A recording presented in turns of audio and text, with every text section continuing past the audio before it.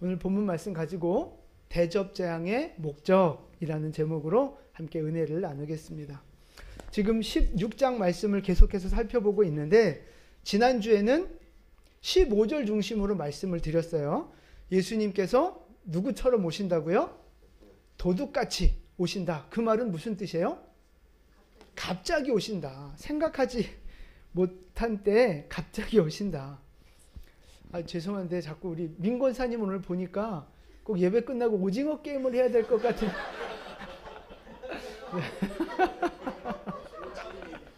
네. 네. 오늘따라 왜 이렇게.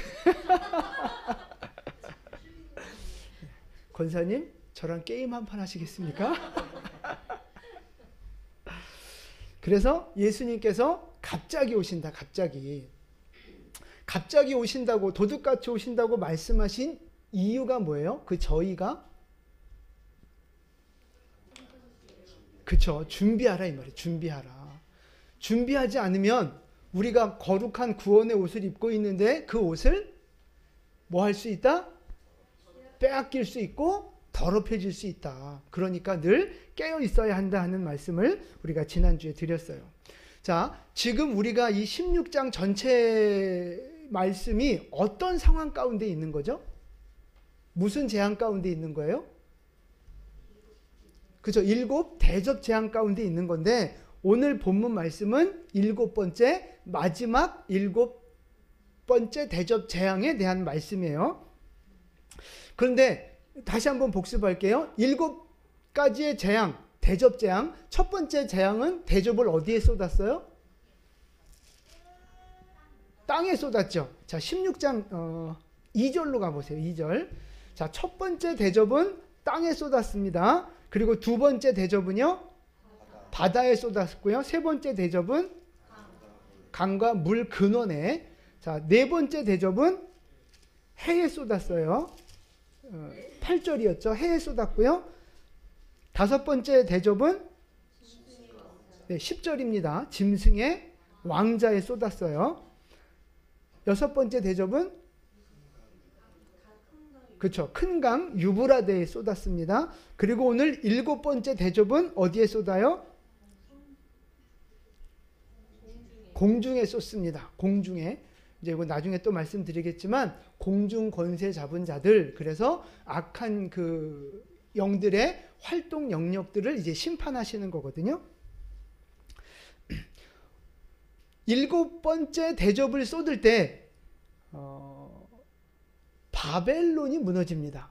그런데 바벨론이 무너지는 것은 이제 17장과 18장에 앞으로 좀 다룰 내용이기 때문에 오늘은 이 마지막 7번째 재앙과 그리고 전체 이 대접 재앙을 내리시는 그 하나님의 뜻이 뭔가, 그거에 대한 말씀을 좀 살펴보려고 해요. 자, 먼저 질문 하나 드리면 이 7가지의 7 대접 재앙을 천사들은 뭐라고 표현했는가? 천사들은 뭐라고 불렀는가? 좀 한번 살펴볼게요. 뭐라고 불렀을까요? 천사들은?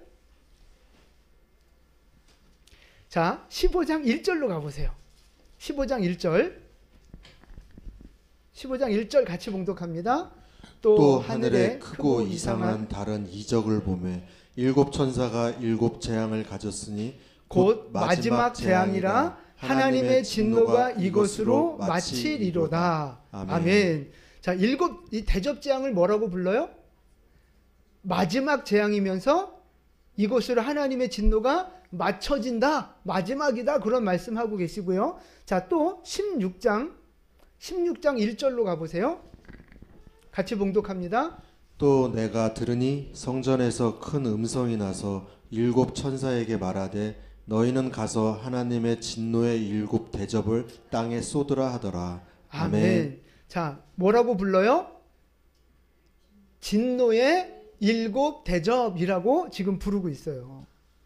자, 15장 1절과 16장 1절에서 지금 공통적으로 나오는 단어가 뭡니까? 진노예요, 진노. 15장 1절에서도 이 대접 재앙을 하나님의 그 재앙이라고 말하면서 진노, 하나님의 진노라고 말하고 있고 16장 1절에서도 진노의 7대접이라고 말하고 있어요. 진노. 그러니까 보세요. 이 7대접 재앙은요, 결국 왜 쏟아지는 거예요?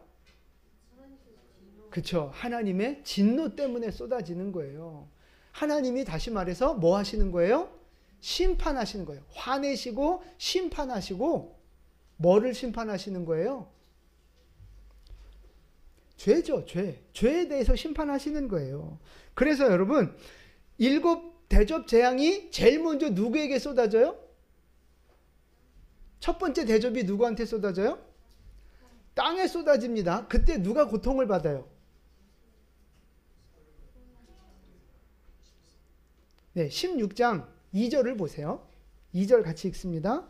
첫째 천사가 가서 그 대접을 땅에 쏟음에 짐승의 표를 받은 사람들과 그 우상에게 경배하는 자들에게 악하고 독한 종기가 나더라. 아멘. 이 7대접 재앙은요, 죄를 심판하시는 거예요. 하나님이 진노로 심판하시는데, 그래서 처음 심판받는 대상들이 누구냐 하면 666 표 받은 사람들, 그리고 그 우상에게 경배했던 우상 숭배했던 사람들이 제일 처음에 심판받는 거예요. 그리고 이제 자연도 심판을 받지만 5번째 대접이 쏟아질 때 누가 심판을 받아요? 10절에 짐승의 왕자의 대접이 쏟아져요. 그러니까 그 짐승과 그 권세가 이제 심판을 받게 되는 거죠. 그래서 우리가 이 7대접 재앙을 이렇게 큰 그림으로 볼 때 딱 알 수 있는 게 뭐냐 하면, 이 대접 재앙을 내리신 목적은 죄에 대한 심판이다. 우리가 그거를 머릿속에 두셔야 되는 거예요. 그래서 여러분, 죄는요, 반드시 뭐를 받게 돼 있어요? 심판받게 돼 있어요. 따라서 해보세요. 죄는 반드시 심판받는다. 네, 죄는요, 반드시 심판받게 돼 있어요.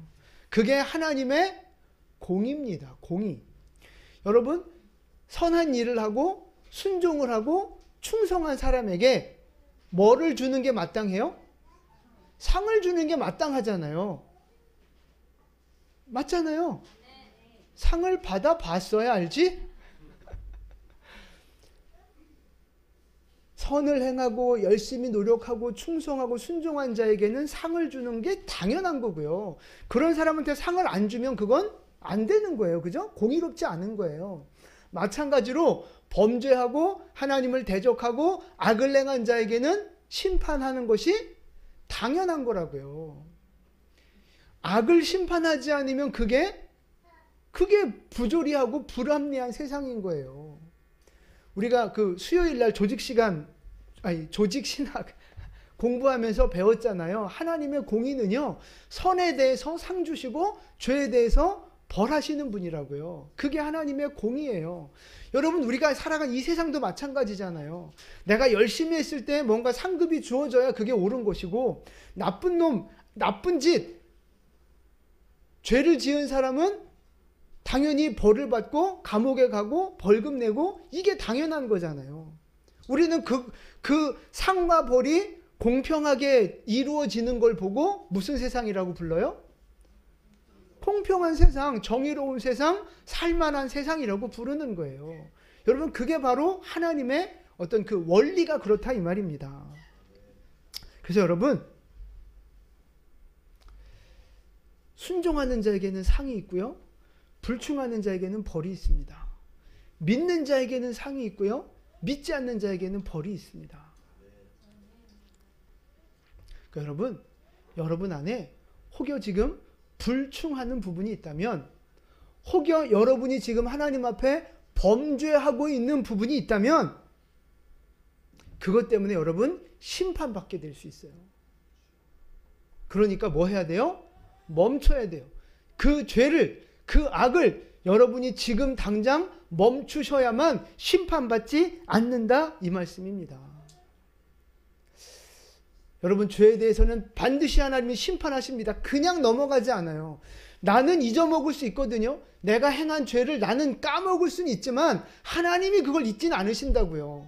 나는 기억하지 못해도 어느 때인가 반드시 그것 때문에 심판받을 날이 온다 이 말입니다.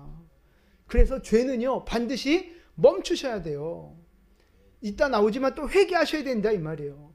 근데 많은 사람들이 당신은 죄인입니다 그러면 기분 나빠하고요. 자기는 죄인 아니래요. 자기는 죄 지은 게 없대요. 여러분 죄인입니까? 죄인 아닙니까? 아니 솔직하게 교회니까 그냥 정답 얘기하려고 하지 마시고 진짜 여러분 죄인입니까? 아닙니까? 대답 안 하시는 분도 있어요. 죄인 아니라고 지금 뻗팅기는 거죠? 여러분 죄인이에요? 아니에요? 조금 더 노골적으로 해볼까? 여러분 나쁜 놈이에요? 아니에요?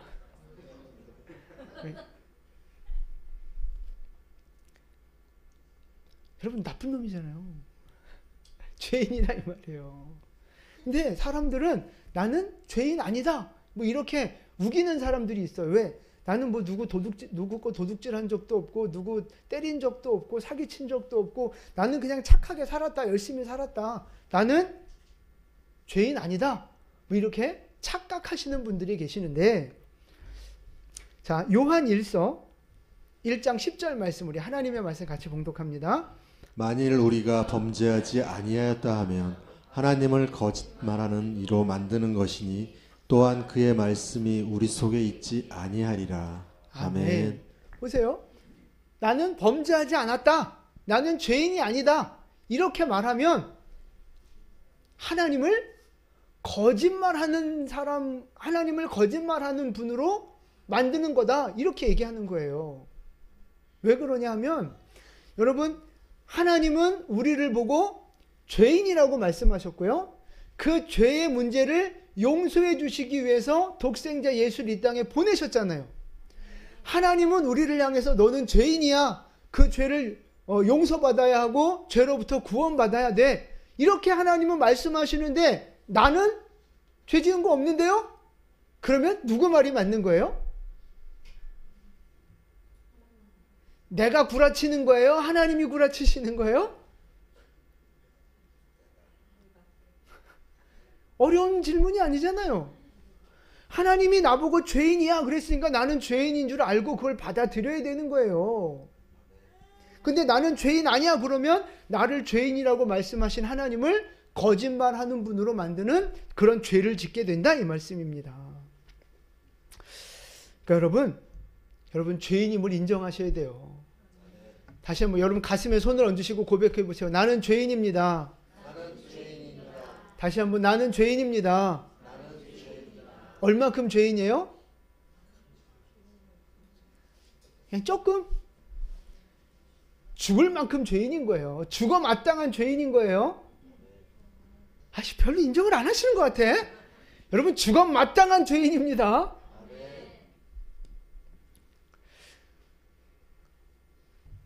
나쁜 짓을 해야만 본인이 죄인이라고 그것만이 죄인이라고 생각하는 분들이 있어요. 그러니까 나는 진짜 뭐 이렇게 크게 어떤 법에 저촉될 만한 나쁜 짓을 하지 않았으니까 나는 죄인이 아니라고 생각하시는 착각하는 분들이 많거든요. 근데 여러분 죄는요 심플하게 뭐냐면 하라고 한 거 안 하면 그게 죄고요. 하지 말라 그런 거 하면 그게 죄예요. 이해되세요? 내가 뭘 꼭 나쁜 짓을 안 했어도 선을 행하라고 했는데 그걸 안 했으면 그것도 죄인이라고요. 그러니까 하나님이 우리에게 하라고 명령하신 거 많잖아요. 그거 다 안 지켰잖아요. 그러니까 우린 죄인인 거예요. 하나님이 하지 말라고 하신 거 많잖아요. 여러분 그거 다 하면 살았잖아요. 그러니까 우리는 죄인일 수밖에 없는 거라고요. 윤리적인 죄, 육신적인 죄 뿐만 아니라 영적인 죄, 하나님을 제대로 믿지 않은 이런 모든 죄악들이 다 뭉쳐서 우리는 죽어 마땅한 죄인이라는 사실입니다. 여러분이 죄인임을 인정하시고 그 죄를 멈추시기를 축복합니다. 그 죄를 회개하시기를 축복합니다. 여러분 그 죄를 미워하는 여러분 되시기를 축복합니다. 그렇지 않으면 그 죄 때문에 여러분은 반드시 심판받게 될 거예요. 선을 행하면 반드시 상을 받는 것처럼 여러분 죄를 범하면 반드시 그것 때문에 심판받게 될 겁니다. 그러니까 지금 죄를 이야기하는 것이, 제가 죄를 이야기하는 것이 여러분을 불편하게 만들거나 여러분한테 어떤 죄의식을 갖게 하려고 하거나 여러분을 마음을 무겁게 하려고 만드는 것이 아니라 죄의 심판으로부터 벗어나 자유케 되라고 하나님이 주시는 복을 받을 기회를, 방법을 여러분들에게 말씀드리는 거예요. 여러분이 죄인임을 인정하시고 하나님 앞에 나아가서 죄를 끊어버리시고 하나님이 주시는 복을 받아 누리는 여러분 될 수 있기를 예수님의 이름으로 축원을 드립니다. 그렇다고 여러분 옆에 사람한테 너 죄인이야 라고는 하지 마세요. 내가 나한테만 죄인이라고 하면 되지 옆 사람한테 너 그래서 문제야 라고 말씀하지는 마세요. 아셨죠? 자, 죄 때문에 분명히 뭐가 온다 그랬어요? 심판이 오고 오늘 대접재앙도 그 죄 때문에 온 거잖아요. 우리 인생을 생각해 보면요, 우리 인생에 고난이 오는 이유가 여러 가지가 있어요. 그걸 제가 간략하게 좀 정리를 해봤는데, 자, 우리 인생 가운데 고난이 오는 이유 첫 번째는 뭐냐면 내가 분명히 죄 지은 게 없는데 잘못이 없는데도 고난이 올 경우가 있어요. 대표적인 인물이 누가 있을까요? 욥이 이제 그런 대표적인 사람이에요. 그러니까 욥에게는 잘못한 게 없는데 그럼 하나님이 왜 고난을 주셨어요? 그죠? 답 써놨잖아요. 믿음을 테스트 하시는 거예요. 그 믿음을 시험해 보시려고 인정받느냐 못 받느냐 그 문제 때문에 고난을 통해서 믿음을 테스트 하실 때가 있어요. 욥이 그런 사람이었어요.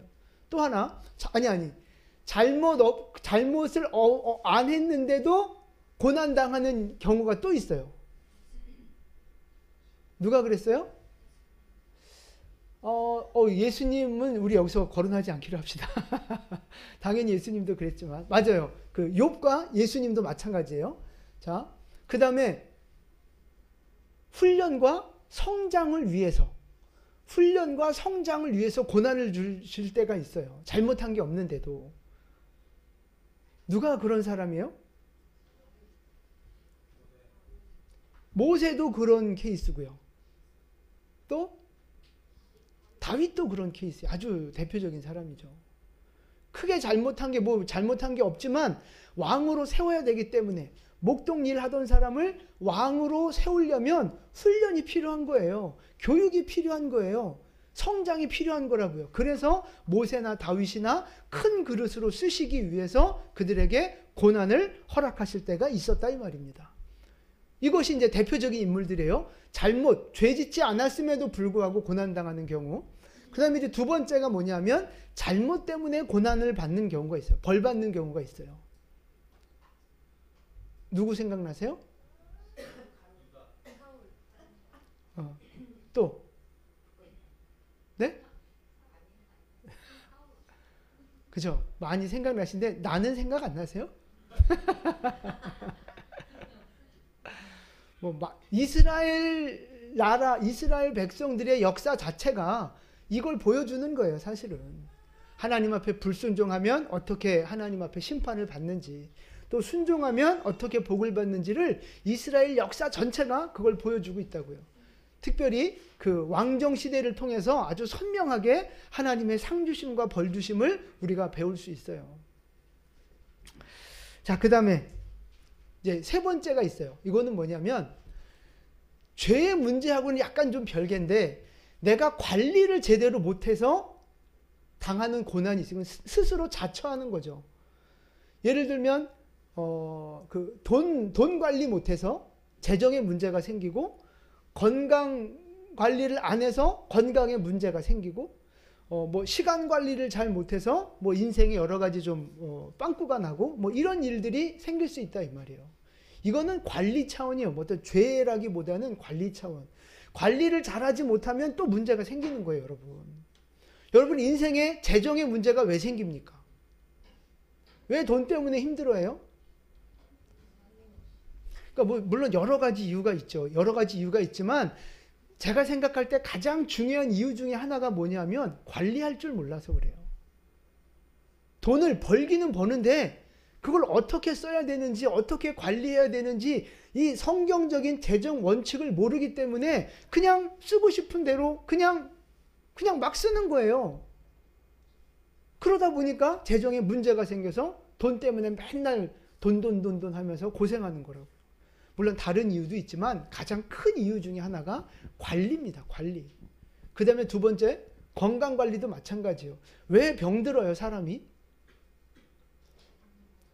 왜 우리는 자꾸, 여러분, 왜 병들어요?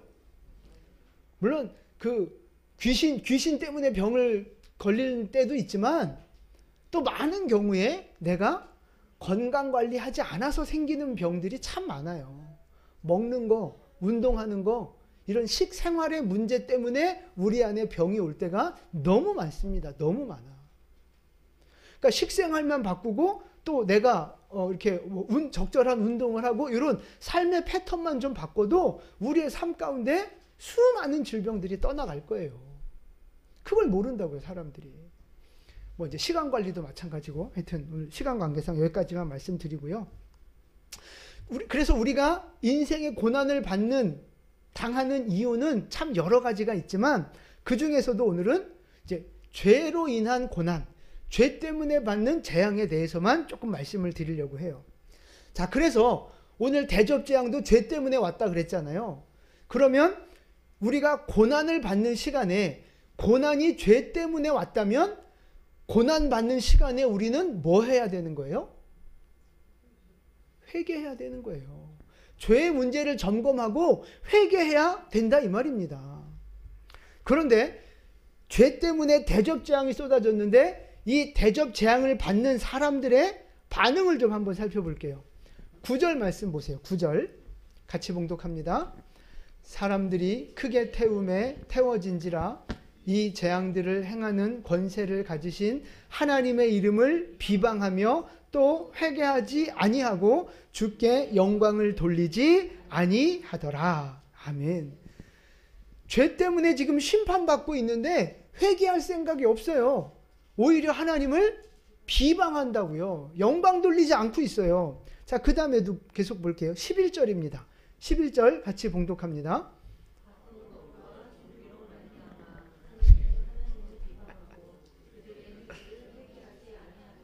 아멘.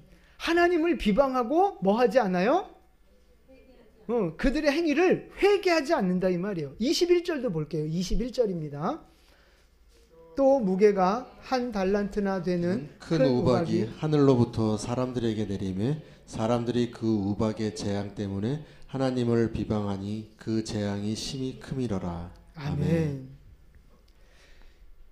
지금 사람들의 반응이 3번 반복해서 나오는데 공통적으로 하시는 말씀이 뭐예요? 회개하지 않고 하나님을 비방했다 이 말이에요. 비방했다. 하나님을 욕했다 이 말입니다. 신성모독적인 발언을 하고 하나님을 욕했다 이 말이에요. 여러분, 고난을, 이 대접 재앙을 쏟으시는 이유가 뭐 때문이라고요? 뭐 때문에? 죄 때문에. 죄 때문에 벌 받는 거면 그 죄의 문제를 해결해야죠. 그래야 그 재앙을 피하는 비결인데 오히려 지금 이 땅에 사는 사람들은요, 하나님을 비방하고 회개하지 않는 거예요. 그 고난 중에서도. 여러분, 그러면 지금 이 요한은요, 이 사람들이 하나님을 비방하고 회개하지 않는다는 말을 계속해서 반복적으로 표현하고 있는데 그 의도가 뭘까요? 왜 이걸 자꾸 반복하고 있는 거예요?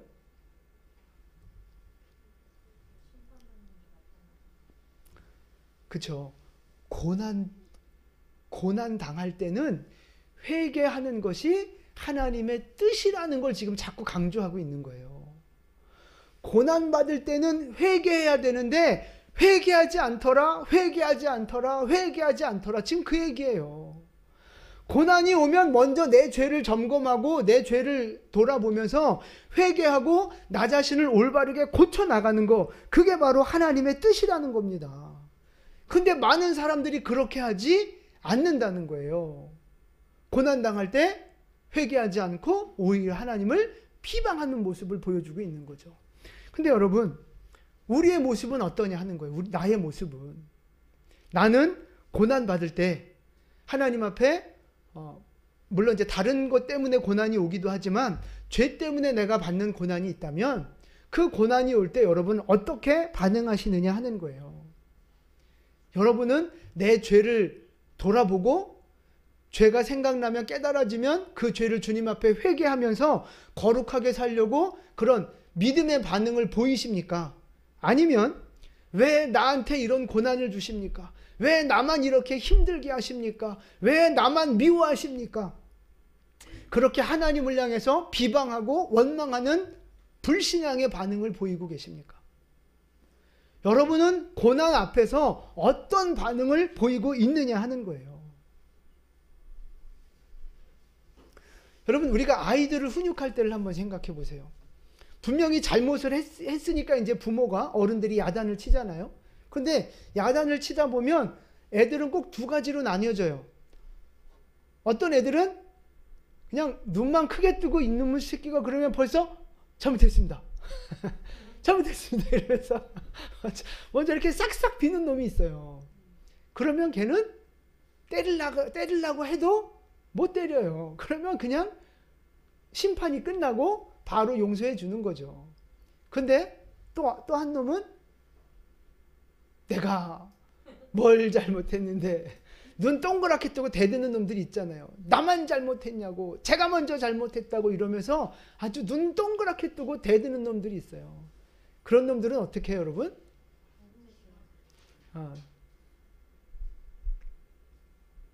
떡 하나 주고 끝내야죠. 맞잖아요. 더 맞잖아요. 언제까지 맞아요? 잘못했습니다. 할 때까지 우리는 막 맞잖아요. 여러분, 우리가 영적으로도 마찬가지예요. 하나님 앞에서도. 내가 고난의 상황에서 빨리 내 죄를 깨닫고 내가 관리하지 못한 거, 내가 범죄하고 불순종한 거 빨리 깨닫고 돌이키면 그것으로 진노는 끝나고 하나님의 축복과 회복이 시작이 되는 거예요. 그런데 그 고난 앞에서도 하나님 앞에 회개하지 않고, 고난을 당해도 내 죄를 인정하지 않고, 고난을 당해도 나의 잘못된 그 습관이나 죄를 고칠 생각을 하지 않고 그냥 하나님 앞에 삿대질하면서 왜 나만 미워하시냐고, 왜 나한테 복 안 주시냐고, 왜 나만 이렇게 힘들게 하시냐고 그따구로 하나님 앞에 반응을 하면 하나님이 그 고난을 끝내주실 수 있겠냐고요. 계속 대접재앙이 쏟아지는 거죠. 계속 광야에서 뺑뺑뺑 돌아야 되는 거예요. 여러분, 대접재앙 같은 우리 인생의 고난이 올 때 원망과 불평의 마음도 생길 수 있지만 그 마음을 내려놓으시고 먼저 내 죄를 점검하시면서 하나님 앞에 회개하는 여러분 되시기를 축복합니다. 내가 정말 말씀대로 살았나? 내가 거룩하게 순종하며 살았나? 내가 이 시간 관리, 건강 관리, 돈 관리 정말 하나님 뜻대로 잘 관리하며 살았는가? 여러분, 그걸 먼저 점검하셔야죠. 내가 혹시 돈을 우상으로 섬기지 않았나? 내 자식을 우상으로 섬기지 않았나? 내 세상 욕심을 우상으로 섬기지 않았나? 내 죄를 먼저 점검하시고 돌아보는 은혜가 우리에게 있어야 한다는 사실입니다. 하나님은 여러분, 그 죄를 고치시려고 고난을 주시는 거라고요.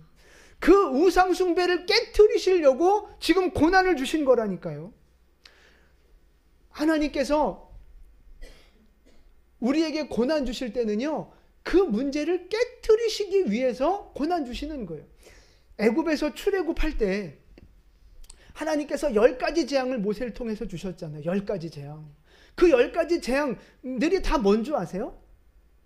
나일강 피로 변하고 막 개구리가 튀어나오고 막 이가 튀어나오고 막, 여러분 이게 다 뭔 줄 아세요? 그게 다 우상이에요. 우상. 애굽에서 섬겼던 우상들이라고요. 그러니까 하나님의 심판은 결국 우상을 심판하시는 거예요. 그러니까 우리 안에 뭔가 고난이 있다 그러면, 물론 다는 아니겠지만 내 안에 그 부분이 우상일 수 있다 이 말입니다. 자식 고난이 온다면 자식이 우상일 수 있어요. 재정 고난이 온다면 돈이 우상일 수 있어요. 세상적으로 자꾸 뭔가 실패한다면 내 안에 세상 그 성공이 우상이 있을 수 있다 이 말입니다. 하나님은 그거를 깨닫게 하시려고, 그 우상을 깨트리시려고 우리에게 자꾸 대접을 쏟아 부으시는데, 그거를 회개할 생각 안 하고 그거를 깨닫지 못하고 계속 그걸 붙잡고 산다면 그 고난이 끊어지지 않는다 이 말입니다. 그래서 여러분, 지금 여러분에게 고난이 있다면 아마 있을 거예요. 원인은 여러 가지지만 분명히 죄 때문에 관리하지 못해서 그래서 당하는 고난들이 있을 거라 이 말입니다. 여러분, 지금 당하는 고난을 통해서 제발 깨닫고 회개하시고 돌이키는 은혜가 있기를 축복합니다. 여러분, 상한 음식을 먹어서 배탈이 났으면, 아니면 몸에 좋지 않은 가공식품을 많이 먹어서 몸에 그 문제가 생겼다면, 그걸 깨달았으면 어떻게 해야 돼요?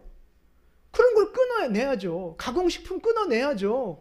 몸에 좋지 않은 거 끊어내고, 편식하는 거 끊어내고, 자연식품을 먹어야죠. 그렇게 노력을 해야죠. 그래야 우리의 몸이 건강해지는 거잖아요.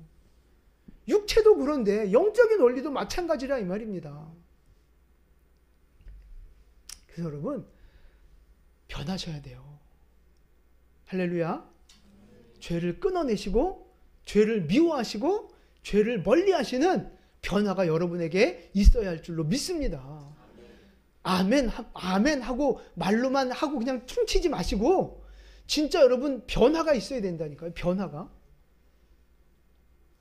여러분, 행함이 없는 믿음은 무슨 믿음이에요?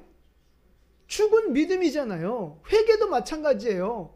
오늘 이 말씀을 듣고 회개해야지, 내 죄가 그거였구나, 아멘 하고 내 행동이 변하지 않으면 그 회개는 무슨 회개예요? 죽은 회개라고요. 똑같은 거예요. 그래서 중요한 거니 여러분, 듣고 깨달았잖아요. 마음에 찔림이 있잖아요. 그럼 이제 남은 건 내 몸이 움직여야 되는 거예요. 내 행동이 바뀌어야 되는 거라고요. 내 습관이 변화돼야 되는 거예요. 내 말이 바뀌어야 되고요. 내 몸이 움직여야 된다니까요. 우리는 자꾸만 머리로만, 입으로만, 마음으로만 뭔가 이렇게 은혜 받고 바뀌어야지 결단하면 그게 다 된 줄로 알아요. 절대 아닙니다. 몸이 바뀌어야 돼. 몸이 움직여야 된다고요. 여러분, 이 고난의 시간에 정말 여러분의 생각이 바뀌고 행동이 바뀌고 습관이 바뀌어져서 이 고난을 통해서 우리가 정말 새로운 사람이 되어지기를 축복합니다. 새로운 믿음이 되셨으면 좋겠어요.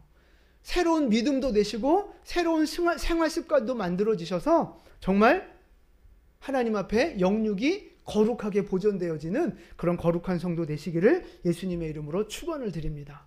그래서 지금 내 안에 닥친 이 고난이 정말 재앙이 아니라 오히려 이것 때문에 내가 더 건강해지고 이것 때문에 내가 더 거룩해지고 이 고난을 통해서 내가 더 하나님 앞에 나아가게 되는 복의 근원되는 재앙을 역전시켜 나가는 믿음의 승리자들 되시기를 예수님의 이름으로 축원을 드립니다. 아멘. 자, 오늘 이제 17절로 다시 한번 돌아가 보시면요. 17절 말씀, 7번째 대접이 쏟아지니까 성전에서 무슨 소리가 나와요? 세 글자, 되었다. 되었다. 무슨 뜻일까요? 마지막 심판이라는 뜻이에요. 이걸로 심판이 끝난다. 아까 봤던 그 15장 1절 말씀처럼 이걸로 심판이 끝이다, 맞춰진다, 그런 의미도 있고요. 또 하나 의미는 뭐냐 하면요, 이제 이게 마지막 기회다라고 하는 의미도 있어요. 마지막 기회다. 여러분, 일곱 대접 재앙이 끝나면, 요한계시록의 구조 속에서 7 대접 재앙이 끝나면 그 다음에 무슨 시대가 와요? 잠깐 보여주실까요? 한일해가 지나고 지금 7 대접 재앙 시대예요. 요게 지나고 나면 뭐가 나와요? 천년왕국이 온다고요. 천년왕국. 그러니까 7 대접 재앙은요, 되었다. 이제 이걸로 심판도 끝났다. 이제 이것이 마지막 기회다 라고 말씀하시는 건데, 결국은 무엇을 위한 마지막 기회예요? 천년왕국에 들어갈 수 있는 마지막 기회라고요. 이 7 대접을 통해서, 7 대접 재앙을 통해서 뭐 하면? 회개하면 나를 고치면, 다시 하나님을 그 경외하는 믿음으로 회복하면, 그러면 어디 들어갈 수 있다? 천년왕국에 들어갈 수 있다. 그런데 여기에서 회개하지 않으면 천년왕국에서 배제되고 그냥 심판받는 거라고요. 그러니까 이제 일곱째 대접을 쏟으시면서 되었다. 심판이 완성되었다. 이제 이 심판이 마지막 기회가 된다. 그렇게 말씀하시는 거예요. 일곱 대접은요, 마지막 기회입니다. 마지막 기회입니다. 여러분, 기회는요, 항상 오는 게 아닙니다. 기회는요, 왔을 때 잡아야 되는 거예요. 근데 여러분, 언제가 기회예요? 우리 성도들에게 기회는 언제예요? 살아있을 때도 기회지만 지금이 기회예요. 지금. 이 말씀이 선포되어지는 지금이 기회고요. 말씀을 듣고 있는 지금이 기회예요.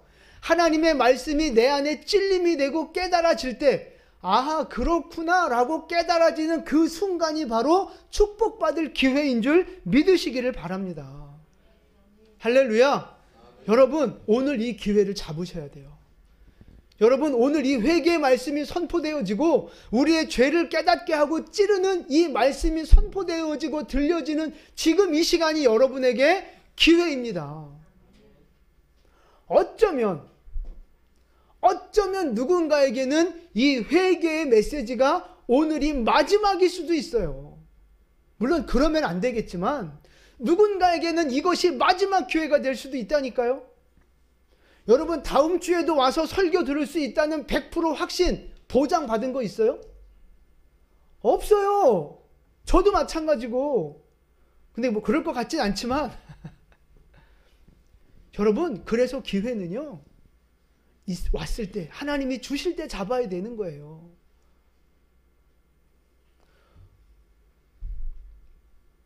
오늘 하나님의 말씀이 선포되는 이 시간을 기회로 붙잡으시고 여러분, 하나님 앞에 회개하는 은혜가 있기를 축복합니다. 하나님 앞에 우리의 삶의 태도를 바꾸시는 은혜가 있기를 축복합니다. 그래서 지금 있는 고난들을 오히려 축복을 향한 발판으로 삼으셔서 인생을 역전시키시고 죄를 이기시고 고난을 이기시는 진정한 영적인 승리자로 거듭나시는 여러분 되시기를 예수님의 이름으로 축원을 드립니다. 아멘. 기도하겠습니다.